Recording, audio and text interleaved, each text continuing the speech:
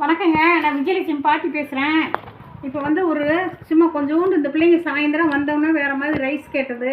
இது நானாக ப்ரிப்பேர் பண்ணி போடலான்ட்டு இந்த பாருங்கள், சீரகம், மிளகு, எள்ளு, கடலப்பருப்பு, உளுந்தம்பருப்பு, உடச்சக்கடலை, 2 வெங்காயம், பூண்டு. குழந்தைங்க கொஞ்சோண்டு சும்மா டிஃபன் பதில் இந்த சாப்பாடு வேணும் அப்படின்னு கேட்டதுனால இதை நான் பண்ணுறேன்.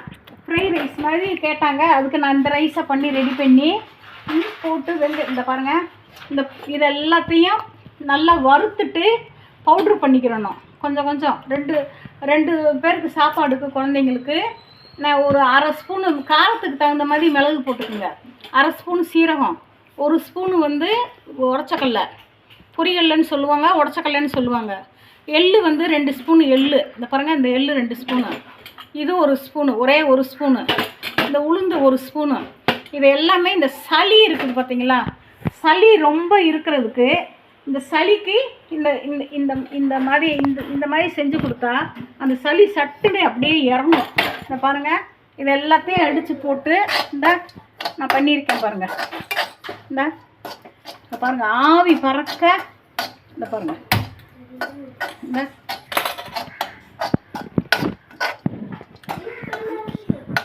இந்த பாருங்கள், நல்லா வறுத்து வச்சிட்டோம்னா சளி ரொம்ப இருக்குது, ஒரு மாதிரி உடம்பு ஒரு மாதிரி இருக்குன்றவங்களுக்கு இதை பண்ணி இந்த பாருங்கள் பண்ணி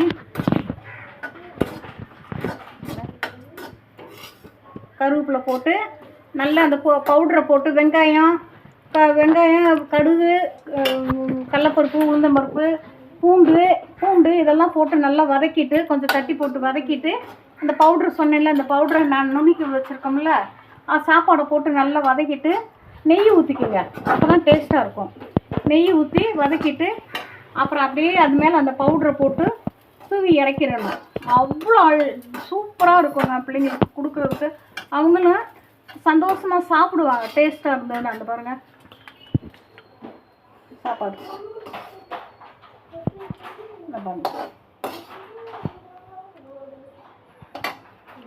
பாருங்கள் நான் சாப்பிட்டே காமிக்கிறேன்.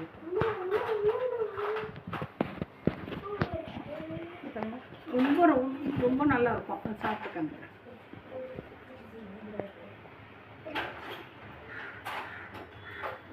நீங்கள் செஞ்சு சாப்பிட்டுட்டு எனக்கு அப்புறம் சொல்லுங்கள் இது எப்படி இருக்கணும். கடைசியில் அந்த உடச்சக்கடலையை தூவி போடுறோம் பார்த்தீங்களா, அது ரொம்ப ரொம்ப டேஸ்ட்டு கொடுத்துரும், ரொம்ப நல்லாயிருக்கும். சாப்பாடு அவ்வளோ சுவையாக இருக்குது. செஞ்சு நீங்கள் சாப்பிட்டு பார்த்துட்டு எனக்கு லைக் பண்ணுங்கள், ஷேர் பண்ணுங்கள், கமெண்ட் பண்ணுங்கள். வணக்கம். சப்ஸ்கிரைப் பண்ணிவிடுங்க, முதல்ல சப்ஸ்கிரைப் பண்ணிவிடுங்க என் வீடியோவை பார்த்துட்டு, அப்போ தான் உங்களுக்கு நான் போடுற வீடியோ உங்களுக்கு வரும்.